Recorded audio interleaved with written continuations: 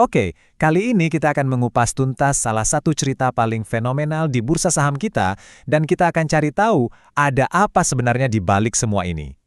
Kita langsung mulai dengan angkanya ya. Coba lihat ini. Plus 2080%. Luar biasa. Angka sebesar itu adalah performa harga saham dari PT Volago Global Nusantara dengan kode saham IRSX hanya dalam kurun waktu 1 tahun.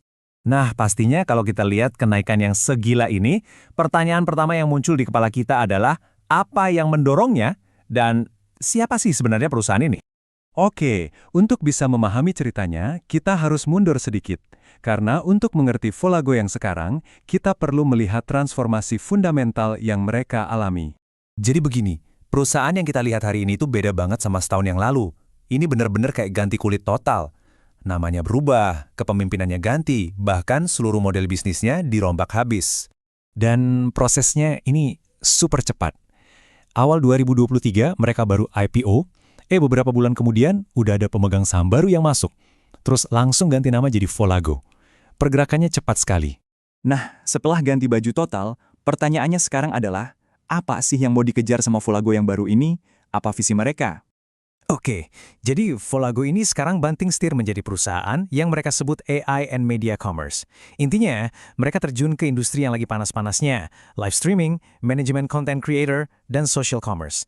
Ini adalah arena di mana hiburan bertemu dengan belanja, sebuah pasar yang diprediksi bakal meledak di Asia Tenggara. Tapi kan itu masih terdengar seperti konsep ya. Wujud nyatanya seperti apa? Nah, belum lama ini, mereka kasih unjuk gigi lewat sebuah konser digital yang sangat inovatif di TikTok Live. Direktur utamanya sendiri, Subiyoto Jingga, bahkan menyebutnya sebagai format hiburan masa depan. Dan ternyata ini bukan cuma omong kosong. Lihat saja angkanya. Interaksinya masif. Ini adalah bukti kalau penonton untuk format hiburan yang baru ini tuh ada dan jumlahnya banyak. Oke, visinya keren, ambisius. Tapi visi butuh bahan bakar kan? Butuh dana. Nah, ini bagian yang paling penting buat para investor. Duitnya dari mana? Jawabannya lewat rights issue gede-gedean. Gampangnya begini, rights issue itu seperti perusahaan mengajak pemegang saham lama untuk, yuk suntik modal lagi, beli saham baru, untuk mendanai pertumbuhan perusahaan ke depannya. Dan saat kita bilang gede-gedean, ini beneran gede. Target dananya itu sampai 3,72 triliun rupiah. Angka segitu menempatkan aksi korporasi ini sebagai salah satu yang terbesar di bursa kita tahun ini. Tapi, ada tapinya. Ada konsekuensi penting yang namanya dilusi. Coba bayangkan Anda punya sepotong kue, lalu kuenya ditambahin jadi jauh lebih besar, tapi ukuran potongan Anda tetap sama. Nah, secara persentase, kepemilikan Anda di perusahaan jadi lebih kecil. Itulah dilusi. Dan potensi dilusinya ini nggak main-main, bisa mencapai 66,67%. Ini adalah angka yang sangat signifikan dan harus jadi pertimbangan serius bagi investor manapun.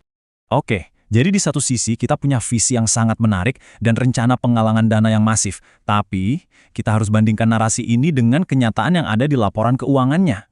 Ini adalah sisi sensasinya. Lihat saja grafik sahamnya. Kenaikannya dalam setahun terakhir, wow, benar-benar spektakuler.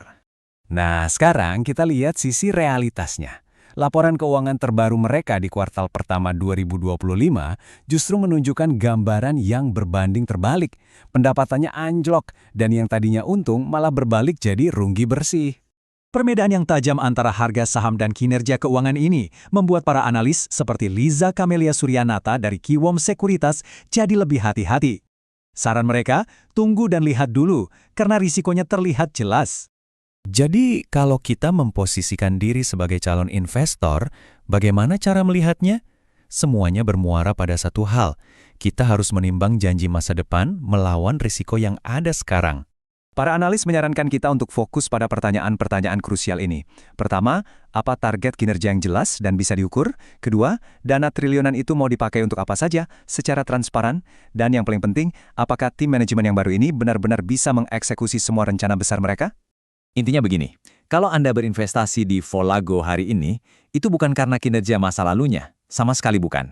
Ini adalah murni sebuah pertaruhan pada visi masa depan yang, sangat ambisius, tapi sejujurnya belum terbukti. Dan akhirnya, kita semua dihadapkan pada satu pertanyaan besar. Apakah ini adalah awal dari lahirnya raksasa baru di dunia hiburan digital? Atau Ini hanyalah sebuah pertaruhan spekulatif yang lebih aman kita tonton dari pinggir lapangan saja.